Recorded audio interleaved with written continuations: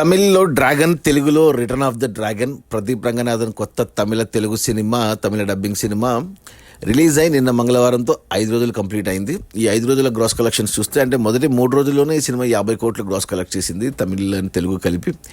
ఇక సోమవారం వర్కింగ్ డేలో కూడా మంచిగా హోల్డ్ చేసి బాగా కలెక్ట్ చేసింది. నిన్న మంగళవారం కూడా మరోసారి మంచి కలెక్షన్స్ వచ్చాయి. ఇక ఈరోజు బుధవారం శివరాత్రి హాలిడే, ఈరోజు కూడా కలెక్షన్స్ కుమేస్తుంది. ఇక ఈ 5 రోజుల కలెక్షన్స్ చూస్తే ఏరియా వైజ్గా ముందు తమిళనాడు, ఒరిజినల్ తమిళనాడులో చూసుకుంటే 33 కోట్లు గ్రాస్ కలెక్ట్ చేసింది. ఇక ఆ తర్వాత మన తెలుగు రాష్ట్రాల్లో వచ్చి 7 కోట్లు గ్రాస్ వచ్చింది.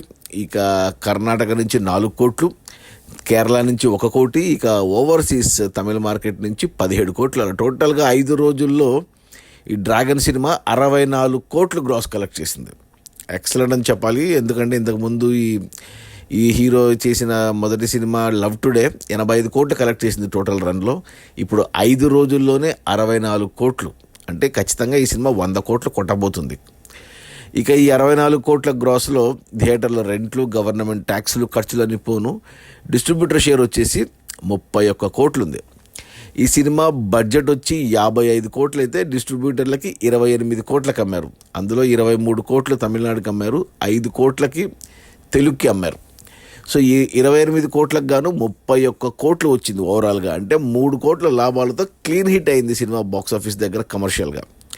ఇక మన తెలుగు రాష్ట్రాలు 5 కోట్లకు కొంటే మనకు 7 కోట్ల గ్రాస్ వచ్చింది. దాంట్లో 3.5 కోట్లు షేర్ ఉంది డిస్ట్రిబ్యూటర్ షేర్. ఇంకా 1.5 కోటి రావాలి తెలుగులో. ఈ వీకెండ్లో వచ్చేస్తుంది. తెలుగులో కూడా బ్రేక్ ఈవెన్ అయ్యి హిట్ అవుతుంది.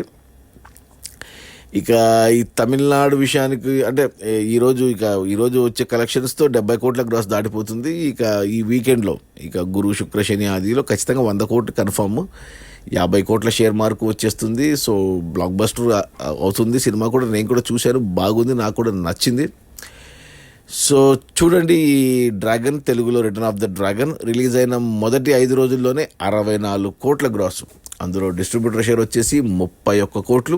సినిమా బడ్జెట్ 55 కోట్లు అయితే డిస్ట్రిబ్యూటర్లకి 28 కోట్లకు అమ్మారు. 28 కోట్లు వెనక్కి వచ్చేసి మరో 3 కోట్ల లాభాలతో సినిమా క్లీన్ హిట్ అయింది. Okay, bye.